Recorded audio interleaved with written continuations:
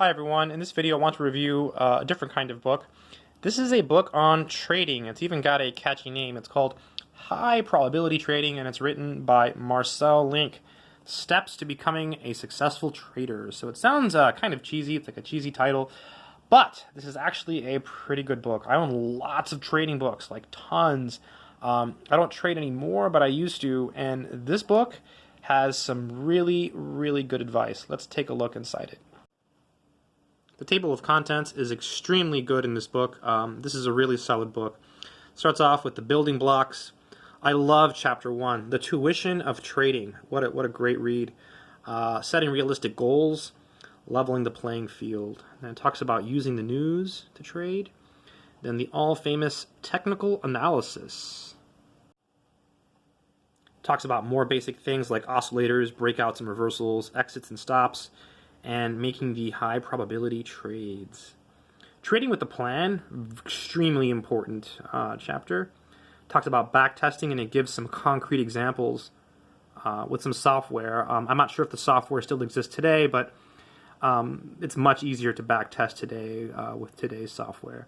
Self-control, discipline, the key to success. And then chapter 17, the dangers of overtrading. And then chapter 18, the inner side of trading, keeping a clear mind. Yeah, this book is a really good read. Let's take a look further inside it. This is the preface. Let's read it briefly. Trading is easy.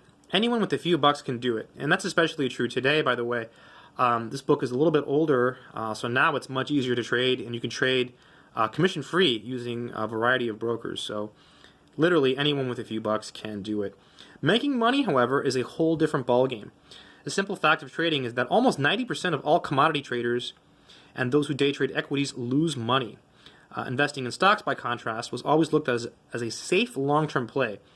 But as I write this, I have to say that may not be the case anymore. Right? So why is there such a high percentage of losing traders? Right? And he asks other key questions here at the beginning of the book.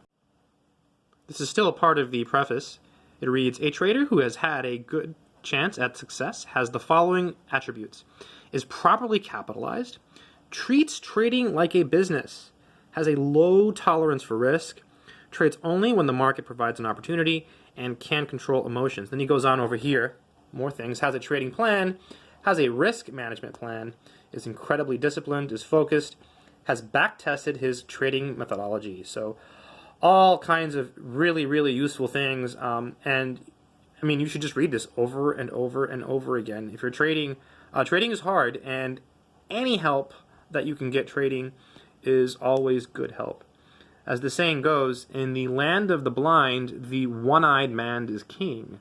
In other words, even if you have a small advantage, in the land of trading, everyone is blind, so any advantage you have is considered a significant one. This is probably one of the most enlightening sections of the book. He calls it the tuition of trading, so the cost of learning.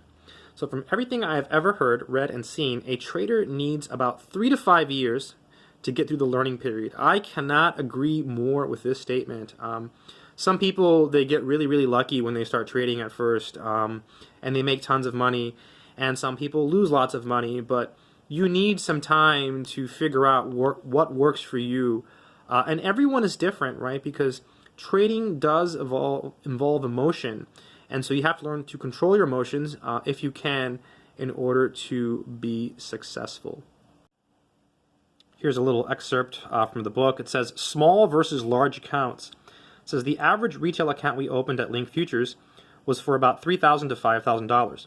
Ironically, these small accounts normally took on the most risk and lasted only a few months. The accounts that were for $25,000 and up were more conservative and lasted the longest. Not because the people were better traders, but because they could afford to make a few more mistakes. Right? The more money you have, the more you can afford to lose, or the more mistakes that you can make. So, as the old saying goes, you need money to make money, unfortunately. So, kind of some interesting knowledge there.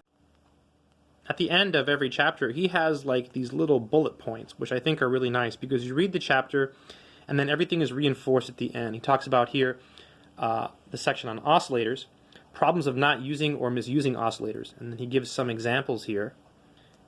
And then he says high probability trading with oscillators, and he gives some more examples.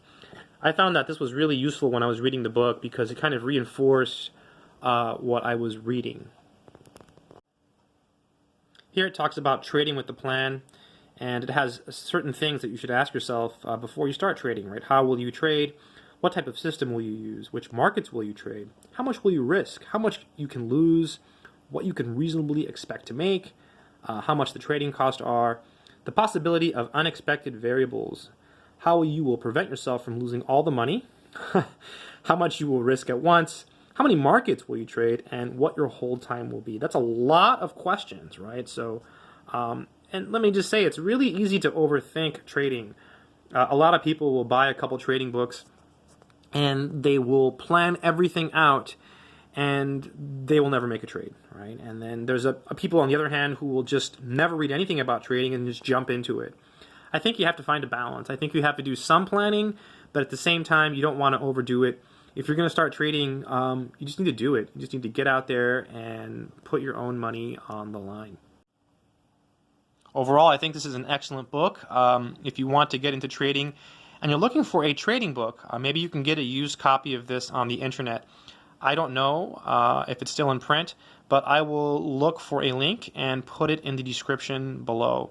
I hope this video has been helpful. Let me know what you think in the comments. I've never done a review on a trading book, so this is my first one. I have dozens of these. That's it.